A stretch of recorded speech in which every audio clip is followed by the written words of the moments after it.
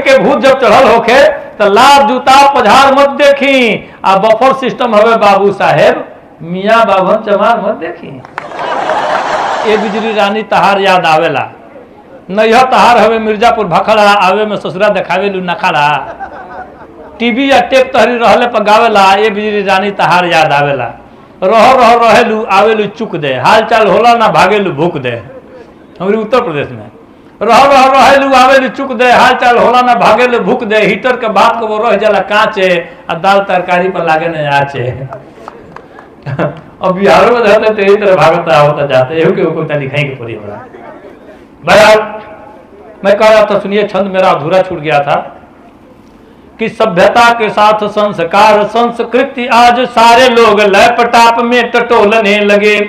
दिन या दिनांक माह वर्ष व्रत अपडेट जानने को रेट इंटरनेट खोलने लगे। प्यार मनुहार सभी हो रहा मोबाइलों से, प्रेमी प्रेमिका के संग संग डोलने लगे। हाय रिंगटोन टेलीफोन युग आ गया तो सत्यवादी लोग रोज झूठ बोलने लगे। हाय रिंगटोन टेलीफोन युग आ गया तो आपसे पूछा गया कहाँ है, अरे हम तो सिमरा में हैं।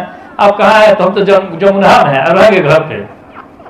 हल्की हल्की सी बात आदमी झूठ बोल दे रहा है। ये स्थितियां हो गए। 2-3 मुक्तक भोजपुरी के सुनिए जो बहुत वायरल मेरी मुक्तक हुए। सुनिए, खेत के उवरी के बोआ तक केहू, खेत के उवरी के बोआ तक केहू, बोझा बीमारी के ढोआ तक केहू, आ रिंगटोन आयल मोबाइल में ऐसा की बाजा तक केहू के टोआ तक केहू।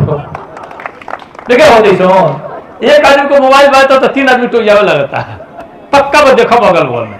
ये स्थिति हो गई। एक मुक्तक और सुनी कि बुढ़ियो करिया बार रंगा के छटवावे ले पट्टी, बुढ़ियो करिया बार रंगा के छटवावे ले पट्टी, या बुढ़ो लागल मेहंदी पोते बार बुझाला चट्टी।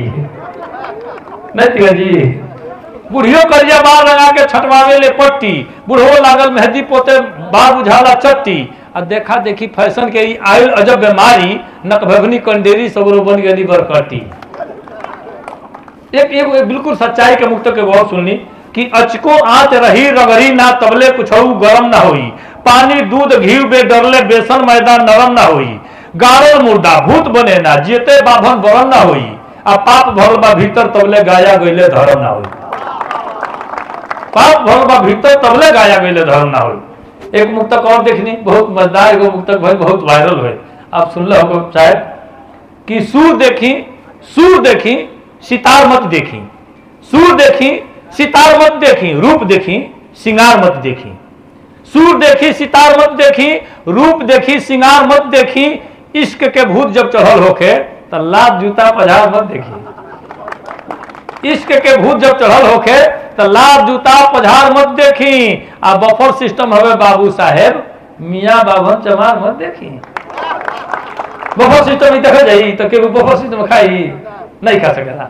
जो बहुत वायरल हमारे कविता भाई बफर सिस्टम वाला, आप सुन लो यूट्यूब पर आपको लगता कई मिलियन लोग देखा, जितना चैनल पर चलो हमको लगता कि 100-150 लोग तो ये बोले हमारे इंटरव्यू कहले हुई और सगरों में कुकुर भोज वाली कविता लोग पढ़ोले बा।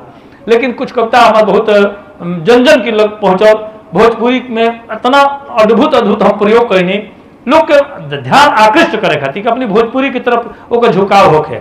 आज आप सबके आशीर्वाद से पिछले वर्ष 2020 में भारतीय दूतावास के कार्यक्रम करे गए म्यांमार के राजधानी जो रंगून बा, रंगून में वो जाके भोजपुरिया संस्कृति देखने के बाद से दिल गदगद हो गए।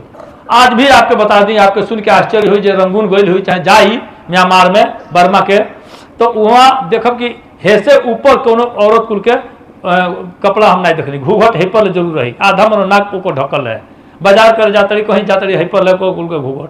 अब भोजपुरी इतना मिठास, अरे जे भर आवे बोल रहा था नहीं ये हम कोई भाई कोई से आगे ले इतना दूर कोई से चल के आगे जो अच्छे बटे दूर तनी मन दूर बा, कलकत्ता से 2.25 घंटा हवाई जहाज से लगे लेके उस जाके लोग इतना प्रेम से बोलता है भोजपुरी। हमने के बोलने में कतराता नहीं जा, हमने कहते जब भोजपुरी बोले के ढंग हो तो मेरे को जाने का नहीं है, मेरे को खाने का नहीं है।